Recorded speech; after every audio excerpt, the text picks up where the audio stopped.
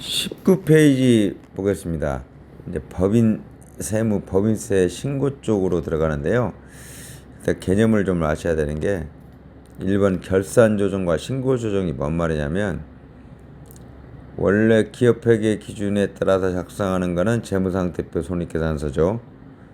그런데 세무는 뭘로 끝나냐면 재무상태표 손익계산서에다가 세무조정까지 해야 세무가 끝납니다. 그러면 재무상태표 손익계산서에 꼭 반영해야 될 만한 것이 있고, 반영하지 않고 세무조정에서 반영해도 되는 게 있어요. 근데 대부분은 세무조정에 가서 반영해도 되는 건데, 반드시 재무상태표 손익계산서에 반영해야만 인정되는 사항들이 있습니다. 그게 이제 첫 번째 써 있는데, 재손 충당금의 송금산입, 보통 1% 한도되는 거. 그 다음에 대송금의 송금산입, 보통 부도금 6개월, 뭐 이런 거. 근데 요거 중에서 이제 아까 그 전에 우리 대손 금 시간에도 말씀드렸지만, 소멸시효 완성분 등은 신고 조정이 가능하다는 거. 그 다음에 이제 별로 없지만은, 우리가 실무적으로는 별로 없지만은 파손부패, 재고자산 평가손, 그 다음에 가장 중요한 감가상각비, 뭐 이런 것들이 있고요. 물론 감가상각비 중에서도 신고 조정 되는 것들도 있어요. 뭐 그건 또 예외적인 게 있긴 한데, 일단 대원칙은 이런 것들은 결산에 반드시 반영해야 되고, 세무조정을 통해서 나중에 수습할 수 없다.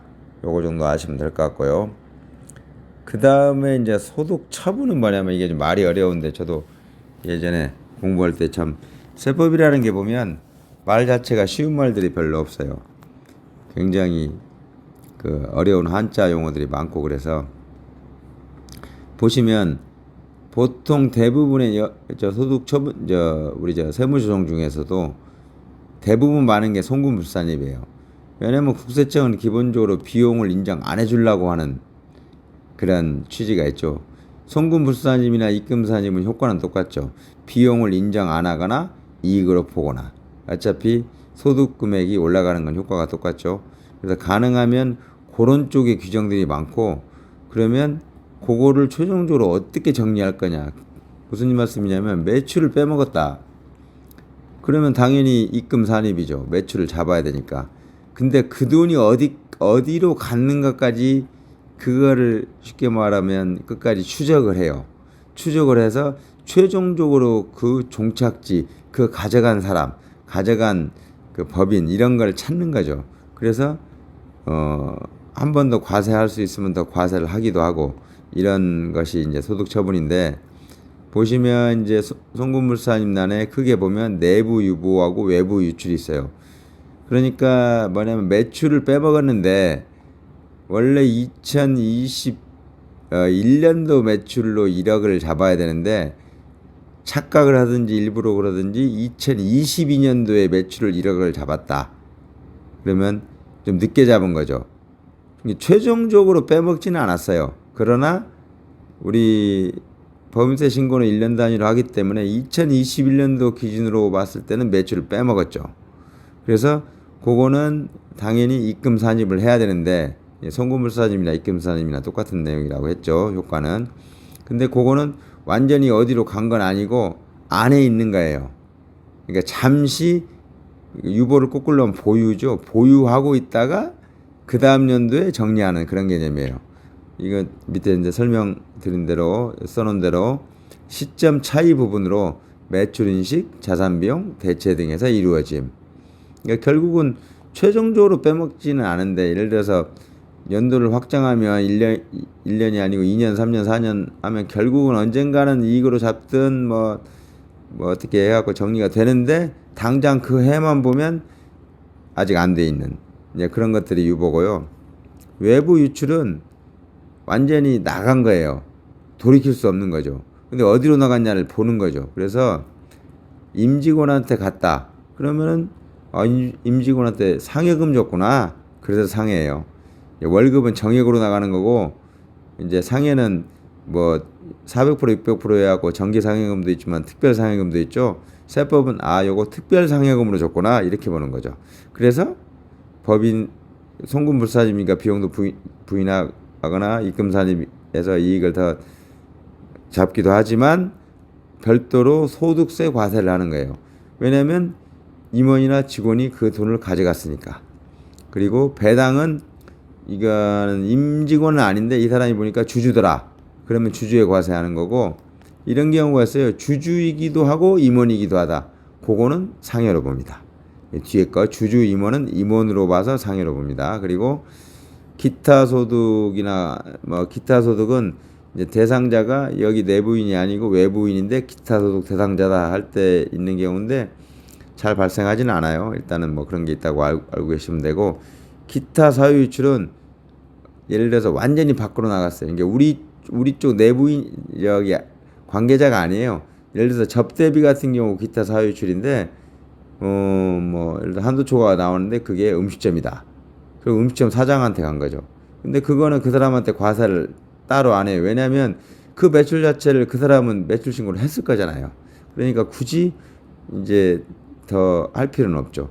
예를 들어서 아까 그 임직원 같은 경우도 상여를 그 사람이 알아서 미리 했으면 상관이 없는데 당연히 안 했을 거니까 그건 과세를 하는 거고, 이 접대비 같은 경우는 기타 사유치를 하는 것이 그 법인한테 가는 경우도 보통 기타 사유치인데 이미 그쪽에 과세소득에 반영을 다 하는 것이기 때문에 그런 과세를 안 합니다. 여기서 이제 중요한 거는 주로 어쨌든 제일 많이 발생하는 게 임직원은 특히 대표이사한테 가는 상여, 그다음에 이제 그 외에는 대부분 기타 사유치라고 보시면 되고요. 그다음에 이제 입금불산입은 이제 두 가지로 나뉘는데, 이거는 이제 아까 그 송금불산입하고의 유보하고 완전 반대로 그러니까 이제 예를 들어 이건 송금산입이죠. 그러니까 유보인데 반대로 예를 들어서 2022년도 매출인데 2021년도로 미리 잡았어요. 그러면 결국은 이익에서 빼야죠. 그래서 입금불산입이죠. 그리고 그 다음 연도에 정리해주는, 그리고 뭐 그런 개념이고, 그 다음에 기타는 이거는 그 입금불산입이기 때문에 외부로 유출되는 그런 개념이 아니에요. 조금 설명드리기는 어려운데 이거는 그냥 개념적으로 보면 대충 정리한다. 특별히 밖으로 나간 것도 아니고 나중에 정리되는 것도 아니고 그냥 정리할 필요도 없이 그걸로 끝낸다. 뭐 이런 정도 생각하시면 됩니다. 이거 뭐 특별하게 중요한 사항 아니니까. 다시 정리하면 소득처분에서 주로 우리가 하는 것은 송금불산입, 입금산입에서 유보, 입금불산입, 송금산입에서의 유보하고, 그 다음에 송금불산입, 입금산입에서의 상여, 그 다음에 기타 사유출. 요 정도가 거의 대부분 나오는 거니까 뭐 요 정도 알고 계시면 될 것 같습니다. 그 다음 페이지 20페이지 2월 결손금까지만 할게요. 2월 결손금은 그야말로 그전 결손금이 넘어온 거예요. 2021년도에 마이너스 10억, 2019년도에 마이너스 5억 했으면 뭐 그 사이에는 아무것도 없다고 하면 지금 15억이 넘어온 거죠. 그리고 이제 요거는 언제까지 써먹을 수 있냐? 2021년 신고분부터는 15년, 그 전과는 10년입니다. 그리고 좀 헷갈리시는 분이 있는데 2월 결손금을 내가 써먹고 싶을 때 써먹어도 된다고 생각하시는 분인데 그게 아니고, 착오로 2월 결손금 공제를 안 했으면 차기년도 이후에는 할 수가 없어요. 그전 걸 안 했다고 하면 뭐 그전 걸 한 걸로 해서 경경 청구하셔야 됩니다. 항상 순서대로 그대로 빼야 되는데 착오로 안 했다 하면 순서 바꿔서 할 수는 없는 거예요. 그 다음에 조세특례제한법상 중소기업으로 인정되지 않는 소비성 서비스업은 소득금액 60%까지만 2월 결손금에서 공제할 수 있다고 되어 있는데 저희 거래처에서는 거의 없는 것 같아서 일단은 참고로 알고 계시면 되겠습니다. 일단 여기까지 하고 다음 시간에는 우리가 실무적으로 가장 중요한 세액 감면과 공제 하도록 하겠습니다. 감사합니다.